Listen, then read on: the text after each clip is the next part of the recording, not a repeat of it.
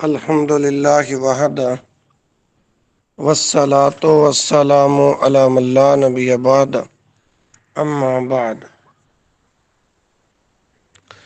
Europe کے گستاخوں نے پیارے رسول صلی اللہ علیہ وسلم کی شان اقدس میں خاکے اڑانے کی جو جسارت کی تھی، ابھی انہی سے امت مسلمہ کے دل دکھے ہوئے تھے اور زخم مند مل نہیں ہوئے تھے۔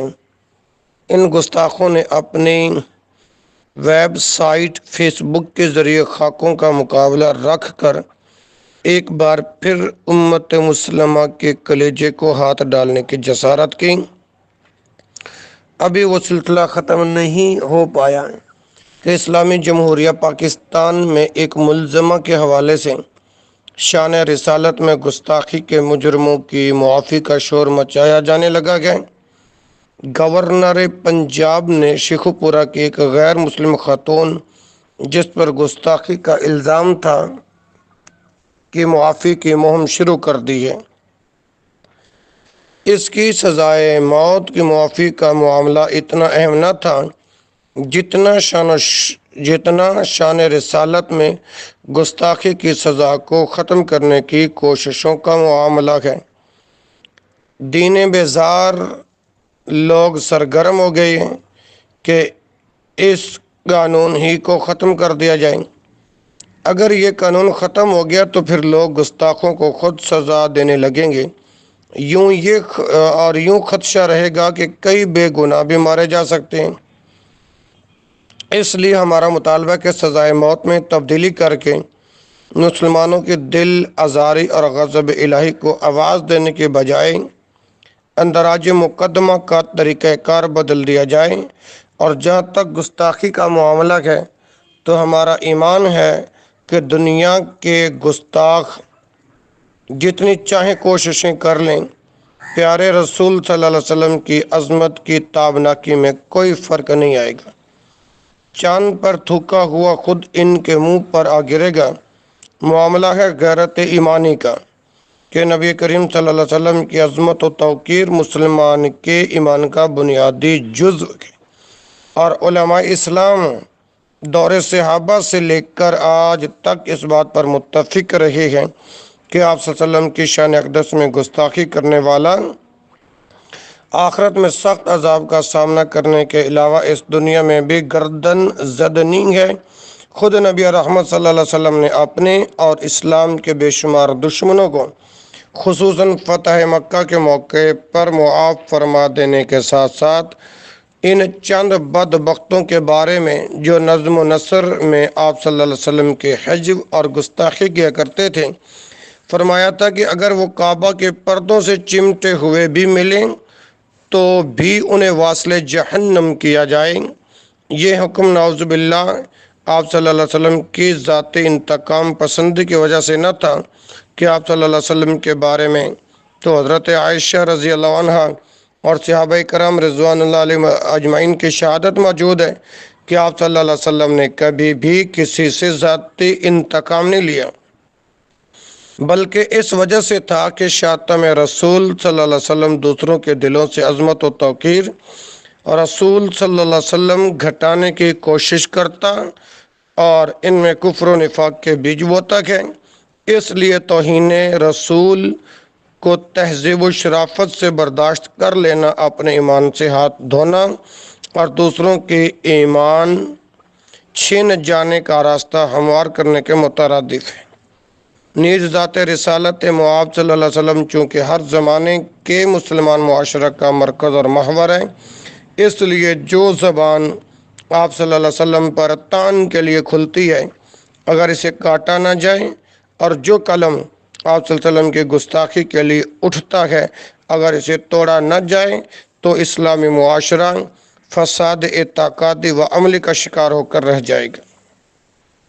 نبی کریم صلی اللہ علیہ وسلم کو نعوذ باللہ نازیبا الفاظ کہنے والا امام ابن تیمیہ رحمہ اللہ کے الفاظ میں ساری امت کو گالی دینے والا ہے اور وہ ہمارے ایمان کی جڑ کو کاٹنے کی کوشش کرتے ہیں۔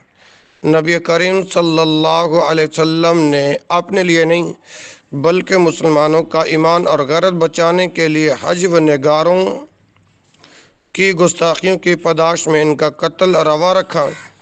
ان میں سے ایک ملعون کا نام ابن قتل تھا، وہ حضور اکرم صلی اللہ علیہ وسلم کی شان کے خلاف شعر کہتا اور اس کی دو لونڈیاں یہ غلیظ شعر اسے گا گا کر سناتی۔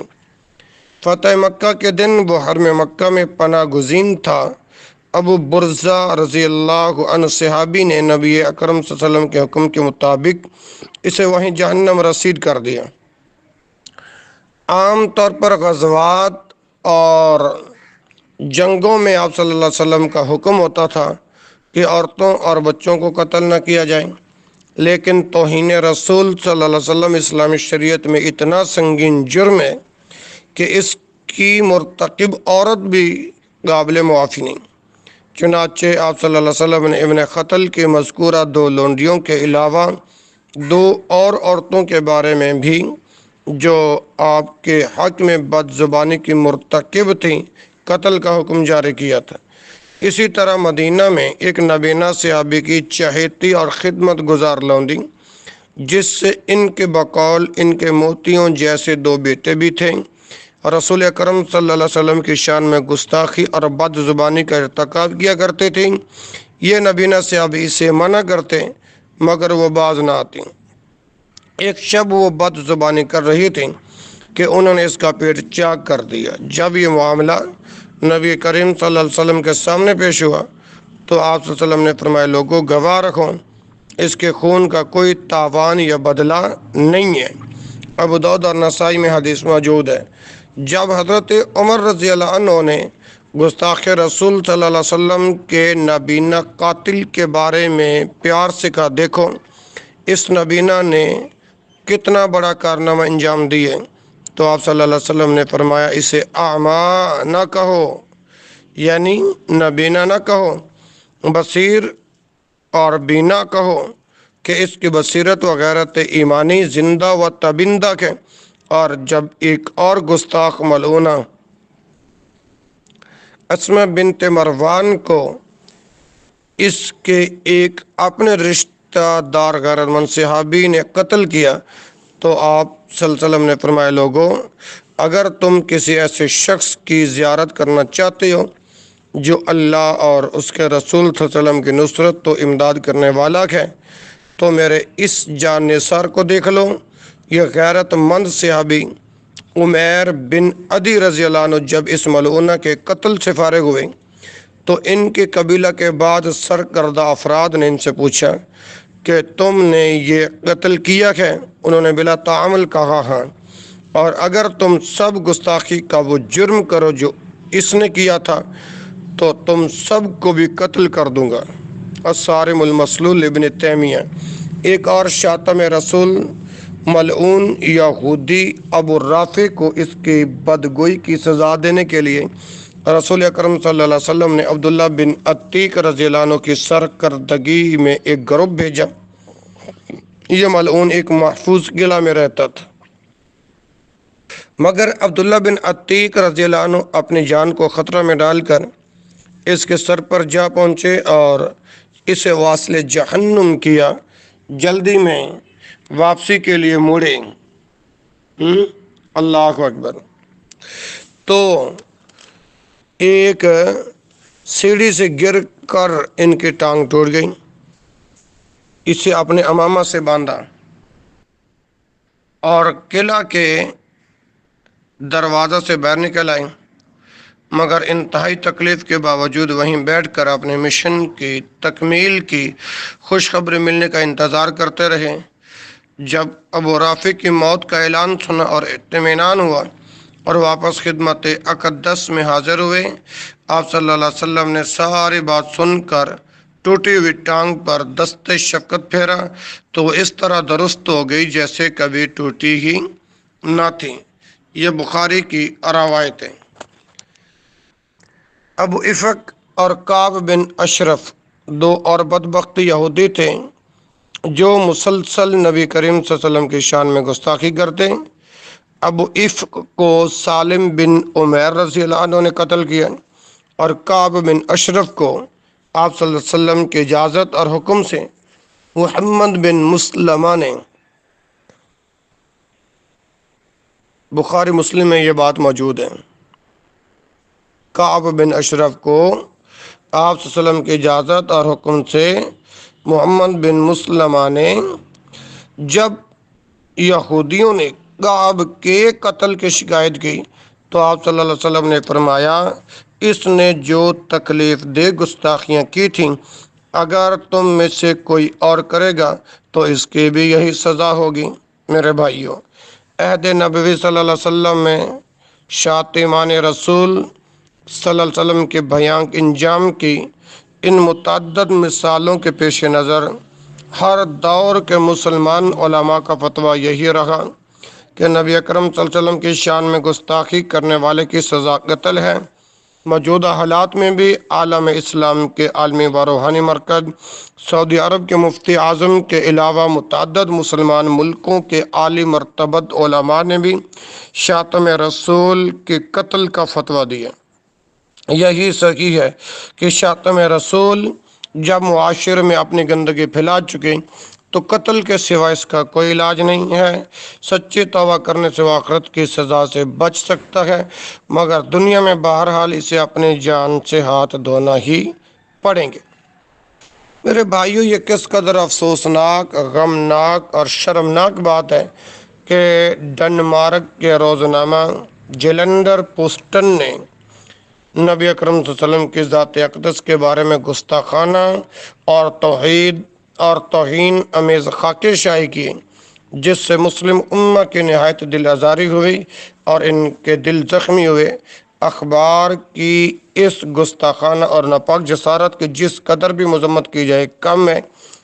ان شر انگیز خاکوں سے مسلمانوں کے جذبات انتہائی مجروح ہوئے اور وہ سراپائے احتجاج رہے۔ اب ایک امریکی ویب سائٹ فیس بک نے خاکوں کے مقابلے کا اعلان کر کے انتہائی گستاخانہ قدم اٹھایا، مگر یورپ کے بعض حلقوں میں اسے آزادی اظہار کا نام دیا جا رہا ہے۔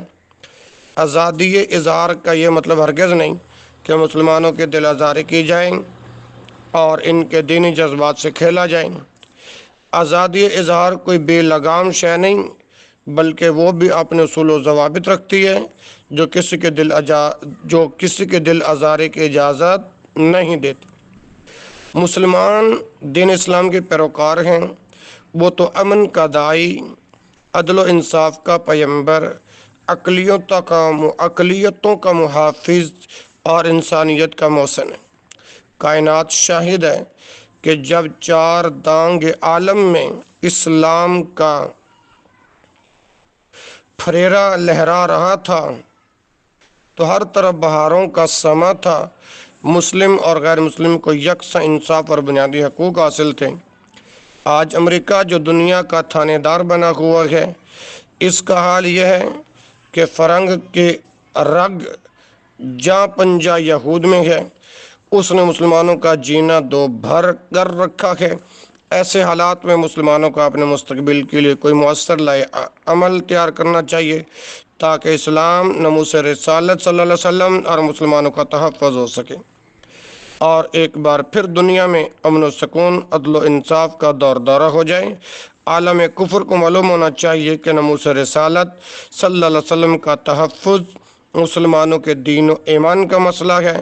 سچی بات یہ ہے کہ ہر مسلمان ناموس رسالت صلی اللہ علیہ وسلم کے تحفظ کے لیے مر مٹنے کا جذبہ رکھتے ہیں۔ بعض لوگوں کے لیے شاید یہ امر باعث حیرت ہو کہ اسلام نے بڑے سے بڑے گناہ گار کے لیے توبہ کا دروازہ بند نہیں کیا، پھر شاتم رسول توبہ کے باوجود کم از کم دنیاوی سزا سے کیوں نہیں بچ سکتا؟ امام ابن تیمیہ رحمہ اللہ نے اس موضوع پر اپنی مبسوط کتاب الصارم المسلول علی شاتم الرسول میں خوب روشنی ڈالی ہے۔ وہ فرماتے ہیں کہ اہل حدیث امام احمد اور امام مالک کے نزدیک شاتم رسول کی توبہ اسے قتل کی سزا سے نہیں بچا سکتی، جبکہ امام شافعی رحمہ اللہ سے اس سلسلہ میں توبہ کے قبول و عدم قبول کے دونوں قول منقول ہیں۔ البتہ امام ابو جعفر رحمہ اللہ کے نزدیک اگر وہ سزا سے پہلے توبہ کرے تو سزا سے بچ سکتے ہیں۔ خود امام ابن تیمیہ رحمہ اللہ اکثر محدثین و فقہا کی طرف اس بات کے قائل ہیں کہ شاتم رسول توبہ کے باوجود قتل کی سزا کا مستحق ہے۔ انہوں نے اس سلسلے میں اپنی کتاب کے مختلف مقامات پر جو زوردار دلائل دیے گئے ان کا خلاصہ اور وضاحت میں اس مختصر سے وقت میں عرض کر دیتا ہوں کیونکہ ٹائم بھی بہت قلیل ہے۔ شاتم رسول اور فساد فی الارض کا مرتکب ہوتا ہے اور اس کی توبہ سے اس بگاڑ اور فساد کی تلافی اور ازالہ نہیں ہوتا جو اس نے لوگوں کے دلوں میں پیدا کیا گیا۔ نمبر 2، اگر توبہ کی وجہ سے سزا نہ دی جائے تو اسے اور دوسرے بدبختوں کو جرأت ہوگی کہ وہ جب چاہیں توہین رسول کا ارتکاب کریں اور جب چاہیں توبہ کر کے اس کی سزا سے بچ جائیں۔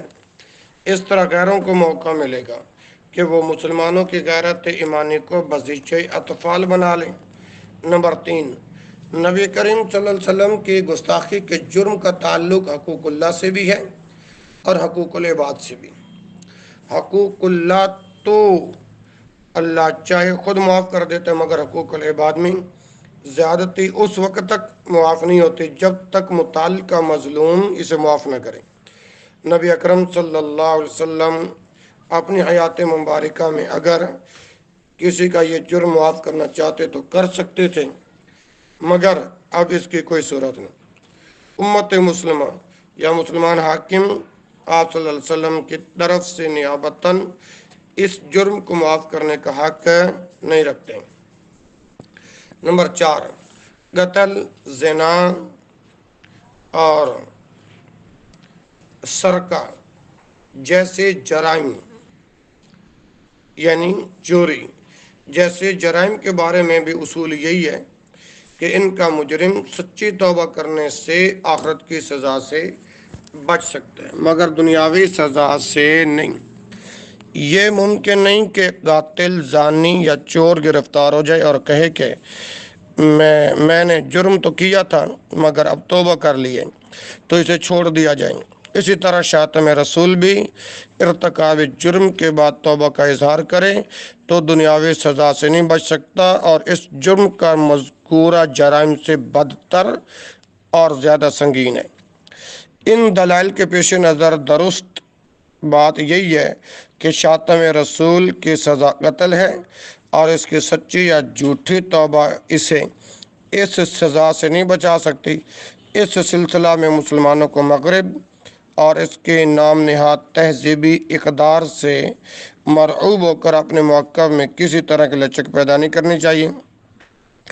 اگر برطانیہ و امریکہ میں آزادی تحریر و تقریر کے باوجود ملک اور اس کے آئین میں حضرت عیسیٰ اور ملکہ کی توہین جرم ہے اور اگر روس میں لینن کو گالی دینا قابل تعزیر ہے تو ہمیں اپنے آقا صلی اللہ علیہ وسلم کے توہین کے جرم کے سزا کے بے بانگ دہل اعلان سے کون روک سکتا ہے؟ ہماری تو متاع ایمن کی بقا کی ضمانت ہی نبی کریم صلی اللہ علیہ وسلم کی ذات والا سے محبت اور آپ صلی اللہ علیہ وسلم کی عظمت و توقیر ہے۔ پاکستان کی پارلیمنٹ نے متفقہ طور پر شان رسالت میں گستاخی کے جرم کی سزائے موت مقرر کی ہوئی ہے اور یہ ہر اس شخص کے لیے ہے جو اس جرم کا ارتکاب کرے خواہ اس کا تعلق کسی بھی طبقہ سے ہو۔ بعض لوگ اس سزا کے خاتمے کی بات کرتے ہیں گویا وہ گستاخانہ رسالت کو جانتے بوجھتے تحفظ دینا چاہتے ہیں۔ اگر ایسا نہیں تو ان کو کیا تکلیف ہے کہ وہ اس سزا کا خاتمہ چاہتے ہیں؟ ہاں، اندراج مقدمہ کا طریقہ کار شفاف ہونا چاہیے تاکہ کوئی بے گناہ پکڑ میں نہ آ جائے۔ اس شفافیت کے لیے تحصیل و ضلع کی سطح پر تمام مکاتب فکر پر مشتمل کمیٹیاں ہونی چاہیے جو خود پرکھ کر کے غیر جانبداری سے اندراج مقدمہ کی سفارش کریں۔ پھر ایس پی سطح کا افسر خود ایسے مقدمات کی شفاف تفتیش و تحقیق کریں۔ اندراج مقدمہ کے طریقہ کار پر تو بحث ہو سکتی ہے، مگر گستاخی کی سزا بہرحال سزائے موت ہی رہے گی، اور اس میں تبدیلی کی ہر سوچ اور ہر کوشش کا بھرپور مقابلہ کیا جائے گا۔ سبحانک اللہم و بحمدک، اشہد ان لا الہ الا انت، استغفرک و اتوب الیک، وآخر دعوانا الحمد للہ رب العالمین۔